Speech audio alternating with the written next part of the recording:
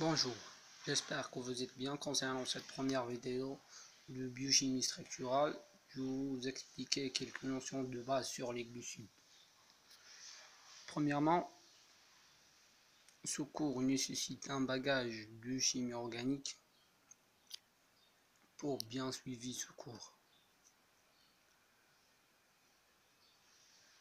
Premièrement, les glucides sont le carburant du corps, puisqu'ils constituent notre principale source d'énergie.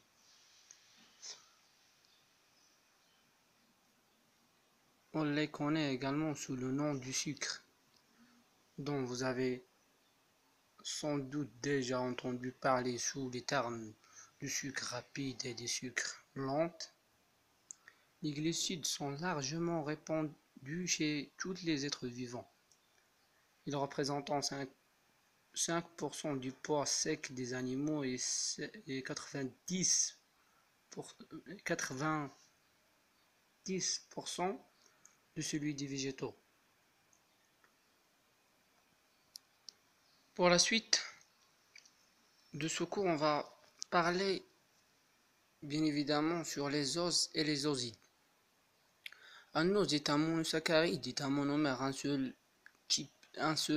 un monomère du sucre, est un monosaccharide, un seul.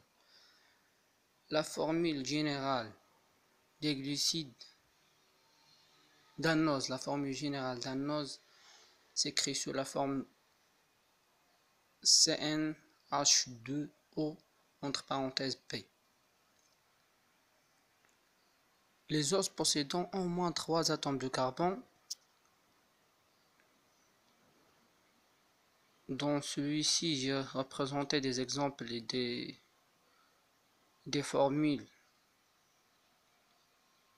Les oses peuvent porter soit une fonction aldéhyde, soit une fonction cétone.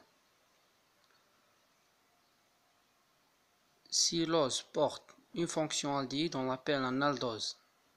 Et s'il porte une fonction cétone, on l'appelle un cétose.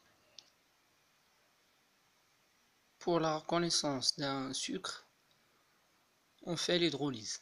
Si ce sucre est non hydrolysable, on dit automatiquement que c'est un ose, puisqu'il est un monomère.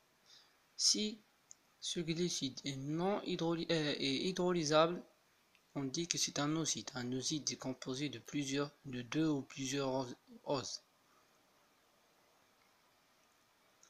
Si ce oside peut être soit un holoside, soit un hétéroside. Un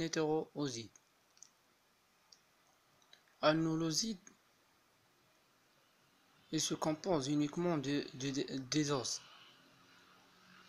Il constitue de n oses.